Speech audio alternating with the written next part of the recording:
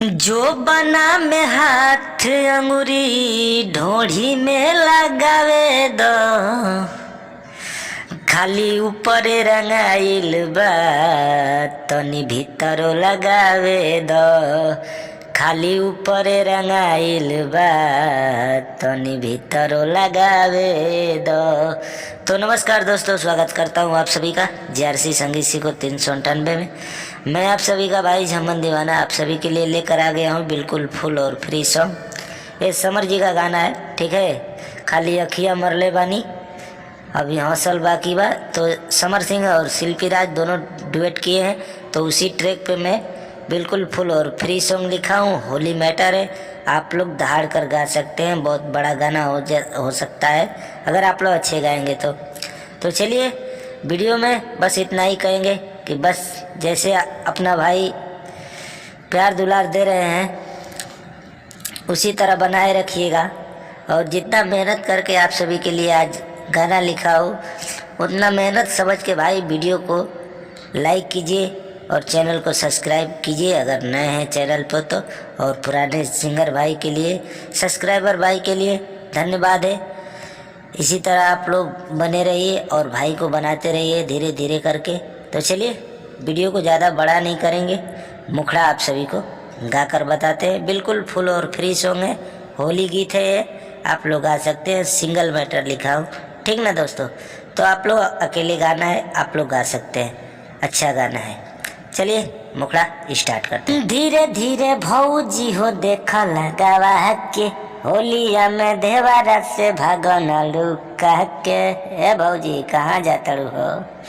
धीरे धीरे भौजी हो देखा लगावा के, होलिया में देवारा से भागे लुलू के। जो बना में हाथ अंगुरी ढोढ़ी में लगावे दो, खाली ऊपर रंगाइल बा तनी भीतरो लगावे दो, खाली ऊपर रंगाइल बा तनी भीतरो लगावे दो, खाली ऊपर रंगाइल बा तनी भीतरो लगावे दो। तो दोस्तों इसमें कोरस आप लोग गा सकते हैं, एक बार कोरस गाना है, ठीक है, तो अच्छा लगेगा ये गाना। वो सिंगल सॉन्ग है, उसमें भी कोरस है, मगर ये सिंगल लिखा हूँ, वो गाना भी है तो उसमें भी कोरस है, इसमें भी मैं कोरस डाल देता हूँ, आप लोग गा लीजिएगा, ठीक है। तो चलिए वीडियो को ज़्यादा बड़ा नहीं करेंगे, अंतरे में आते हैं। गाल में अबीरिया तनी हमरो के लगावे तो ना, भौजी हमार सुनो जतारा बनावे दोना। दोस्तों ये लाइन दोनों कोरस वाली है, ठीक ना। तो जैसे गा रहा हूँ ऐसे गाना है, ठीक। दूरे दूरे रहो तारू लंगे नया तारू, रंगे दंगे अंगे काहे तारा सावतारू। डाले दरंग भौजी तनी सा छुआवे दो, खाली ऊपर रंगाइल बा तनी भीतरो लगावे दो, खाली ऊपर रंगाइल बा तनी भीतरो लगावे दो।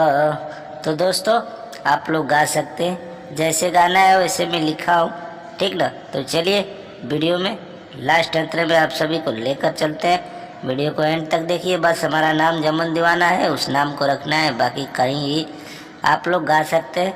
तो चलिए लास्ट अंतरा स्टार्ट करते हैं। फगुआ में भौजी हमार पुआ पकवान बारू, आधा बहक हमार काहे लजात बारू।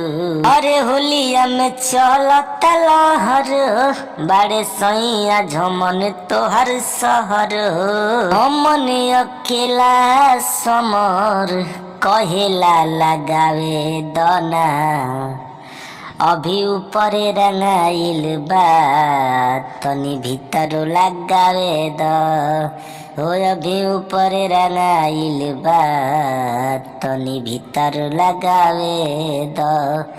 तो दोस्तों यही है हमारा गाना। अगर जो भी सिंगर भाई गाना चाहते हैं तो बिल्कुल बेझिझक गा सकते हैं। ये बिल्कुल फुल और फ्री सॉन्ग है, होली मैटर है।